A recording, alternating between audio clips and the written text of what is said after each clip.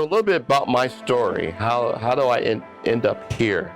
I grew up in Detroit, Michigan, and my only aspiration was to do what all my relatives were doing.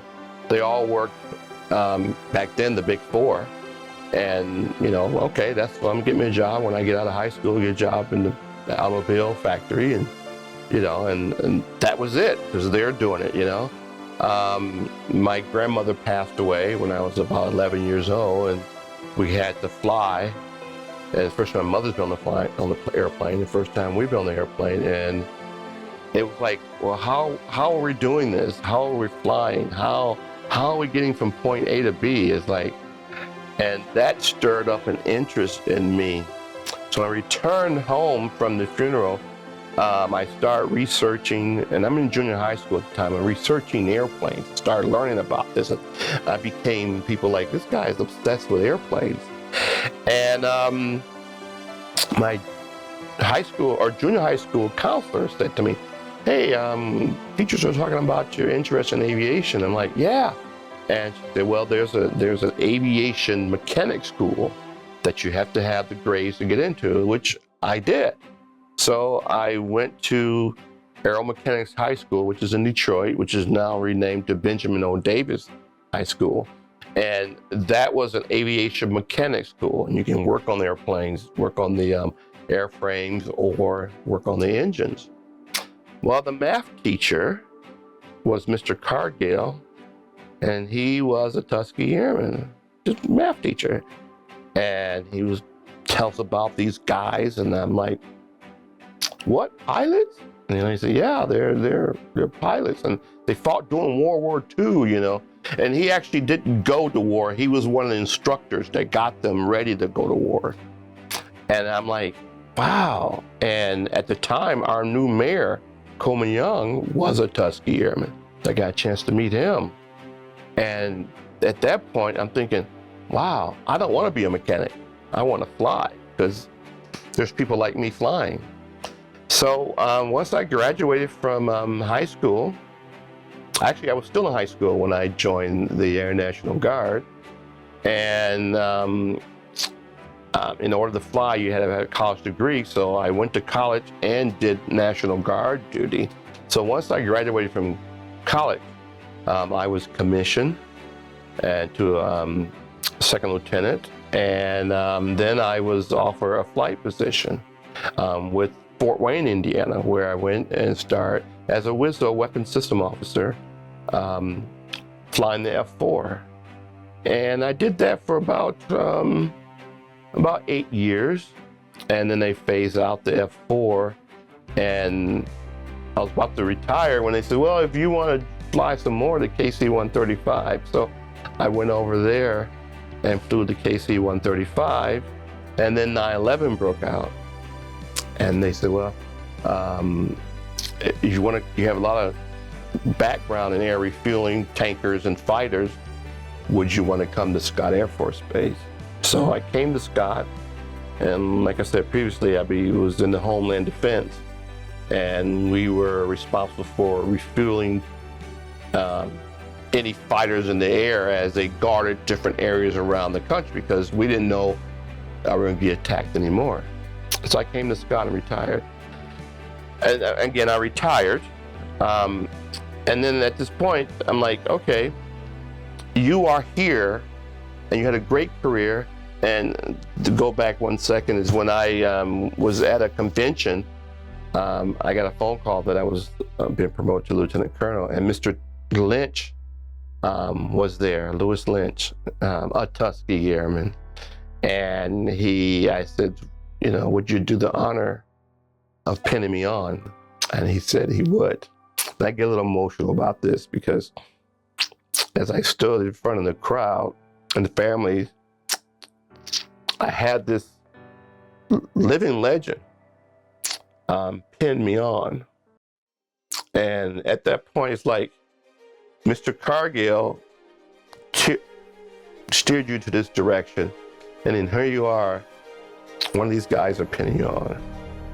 And I said to myself, that means something. So after I retired, I says, what I need to do is what was done for me. I need to plant the seed. I need to show the kids the legacy, what these guys did. And if I can get one person from St. Louis to say, hey, I want to do something other than maybe something that shouldn't be doing, I'm happy. So I think I'm going to spend the rest of my life dedicated to keeping the legacy of the Tuskegee Airmen alive, tell my story, and hopefully we can encourage some kids to fly high, to go to college and become lawyers, doctors, airline pilots, astronauts. So that is where I'm at today, and that's my story. Just to, and hopefully one day some kid will come back and say, because of you changed my life. Just like I say to Mr. Cargill.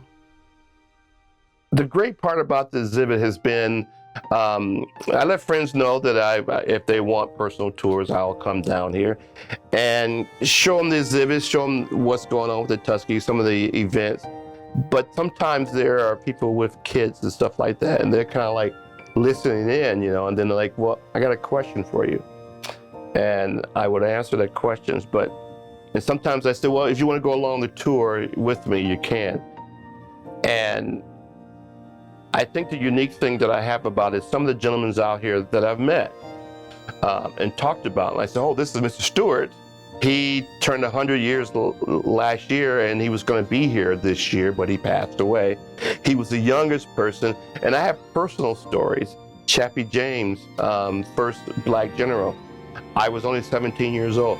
I never met him, but when he first became commander, he came through Ware office, and I'm just kind of like, and there's this big black guy, and everybody's running around him, and I'm like, Mr. Lynch, I talk about him. Mr. Harvey, who was one of the first guys Top Gun, I met him last year, and we chatted about that.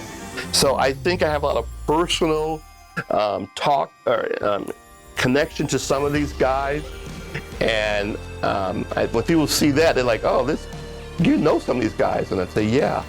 One of the things I like to do I'm working on a thing called Standing with Heroes. And I will ask people, hey, you mind standing in front of the big mural here of them and just kind of, so it looks like they're there with you and feel like, oh, cool. And then some kids are like, well, what about this or what about that? And about flying stuff. And I would tell them like, oh yeah, I flew airplanes, flew fighters, yanking and banking. So some of the terms that we use, like check six, and they go like, wow. But I said, there's nothing like the Red Tails. They had just basic airplanes. I had a radar and everything, so they were a little more rugged than I was, but because of them, I'm doing the same thing. So I tell the young man, it's really cool that I'm doing what those guys did. And when I tell some, before when I used to meet some of the Toastmasters, I said, I fly F4s, and they go like, oh, wow, and so overall, I hope that we get more students in this fall for field trip, and I will be coming down here and sharing stories of the people that I've met and answer all kinds of questions and make it exciting for the kids. And again, like I mentioned before, hopefully someone will say, you know what? The seed has been planted, and I'm going to do something. I'm going to do something. I'm going to think about my future. It's something exciting. Hopefully it's aviation, aeronautical engineer, pilot, airline pilot, astronaut. And one day they'll come back and say, I remember you. You gave me a tour. To learn more about this and other fascinating stories, visit Tuskegee Airmen, America's Freedom Flyers at Soldiers Memorial Military Museum through November 2nd, 2025. For more information, visit mohistory.org/memorial.